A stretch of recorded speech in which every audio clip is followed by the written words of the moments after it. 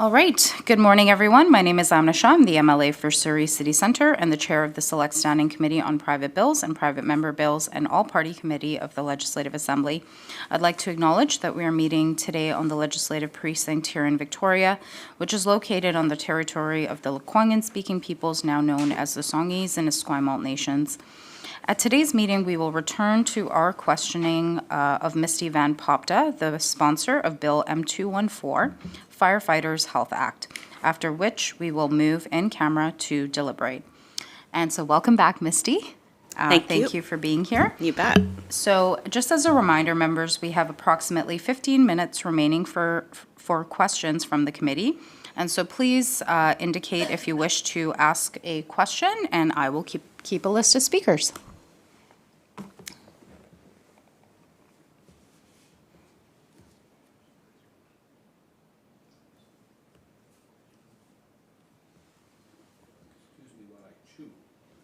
No worries.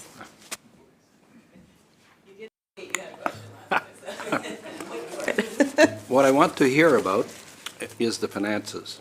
How, obviously, firefighters are independent, separate themselves independently from the municipality. How will this all be managed? Well, I guess that happens to be based on whatever the plan is. So I can't speculate on what those type of factors would be. But the research is extensive in this department in terms of, early detection and screenings are actually a savings to premiums. And so I can't really speculate on what the actual costs would be in putting a plan together because I don't know what those details would be at this point. Is it safe to say that it will vary from municipality to municipality, or? Well, if a plan is to be universal for all firefighters, I guess it depends on how it's structured. I can't really speculate on that piece at this point, but it would come down to, I assume, to premium costs for WorkSafe, which is based on the research that I've come across that has been presented to me as negligible. And one more question. How about your inquiries with municipal fire departments? Has it been extensive? Have you relied on local knowledge?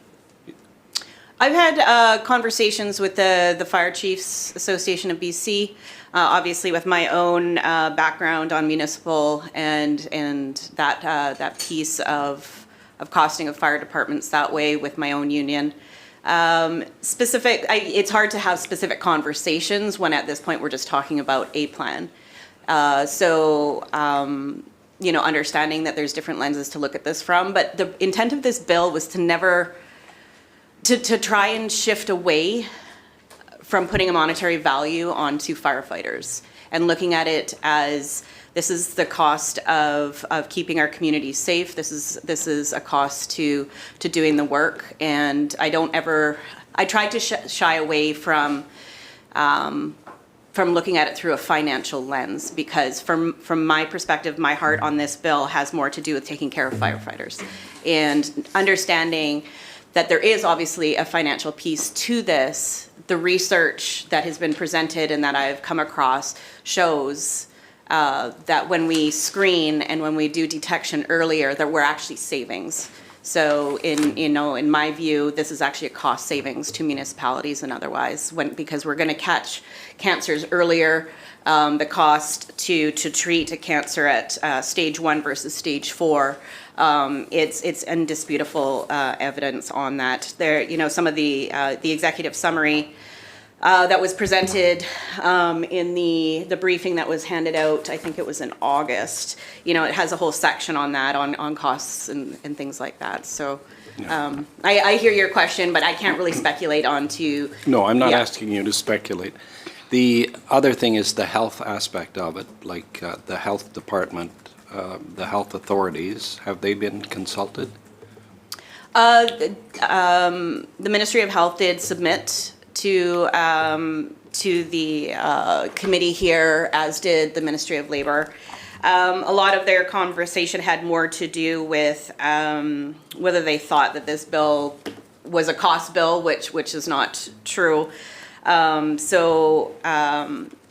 Yeah, and talked about MSP premiums and things like that. So again, those are pieces that, once there is a plan, that those pieces can be looked at. But the state of this bill is just to come up with the plan at this point. Good. And Trevor? Thank you, Chair. And thanks for all the work that you've put into this, MLA Van Popta. But just want to talk about, I can't remember if I got a chance, it was in my notes to bring this up last week, but just kind of talk about either the significance nationally or maybe kind of how this could kind of complement some of the work federally in regards to this bill that you've got in front of us today. Thanks for the question. Yeah, so we've got the federal bill, which is C-224, and that bill itself is a framework for cancer research. Sorry, I've got the title here. Framework for Cancer Research for Firefighters. So there is national work happening right now. What I've been told is that work won't be tabled until 2029. And the intent is a framework for provinces to adopt. And it is more of a research and cancer awareness piece. It's not necessarily a health plan.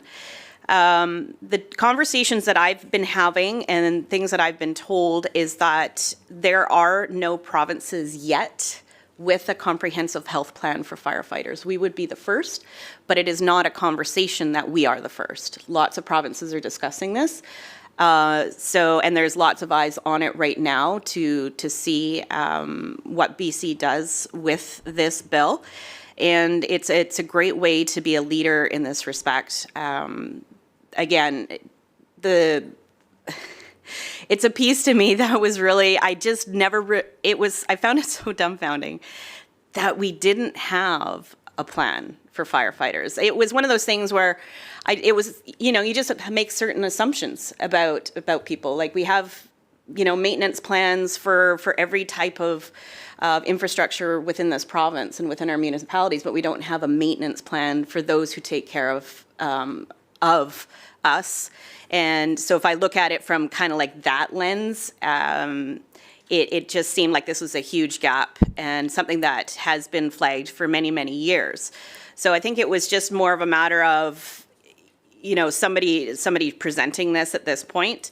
And so I think there's been big work in the Northwest Territories right now in some of this work. Alberta, Ontario, lots of people are watching right now just to kind of see, where we take this with. And again, it's meant to come up with a plan, and the details of those plans will again generate a lot of conversation once the table is planned. Great. Or a plan is tabled, sorry. Do you have a follow-up? Or? On a different topic, Sure. so if anybody else is, just kind of, if you can explain some of the reactions that you may have gotten or initial conversations when you first proposed the bill with BCP FFA leadership in the province. Yeah, so again, as I explained last time, all of the work was done on the local level and based on the package that we had all received in February when they came to the legislature and talked to each of their MLAs.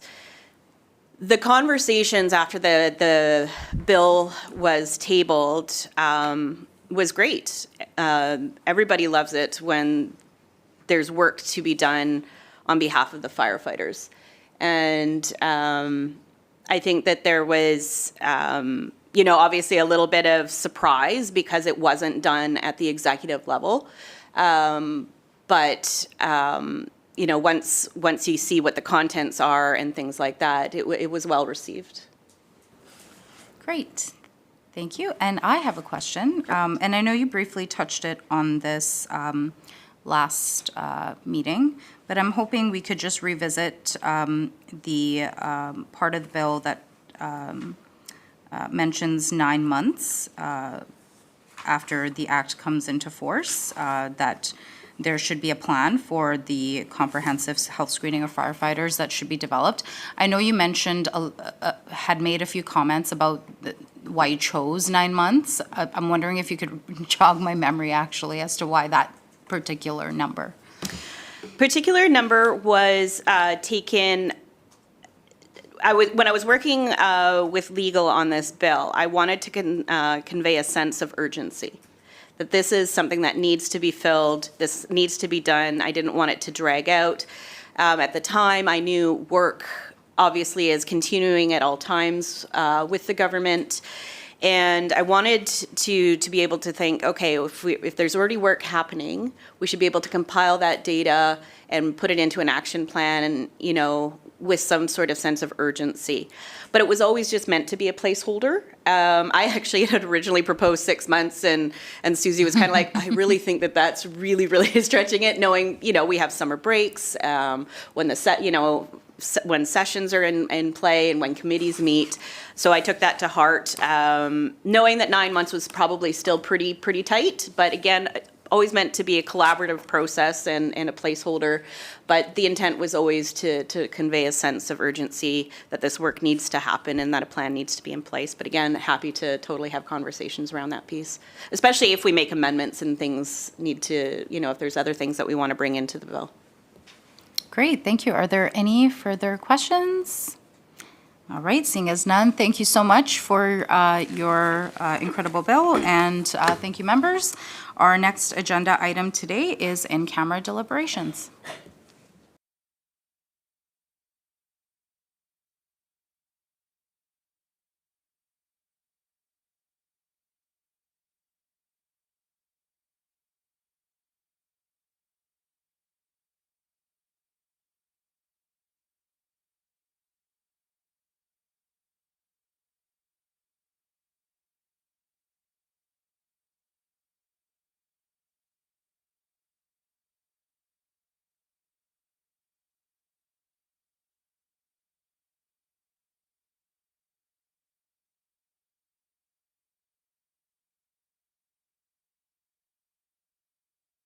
All right, members, so I'll ask for a motion to go in camera.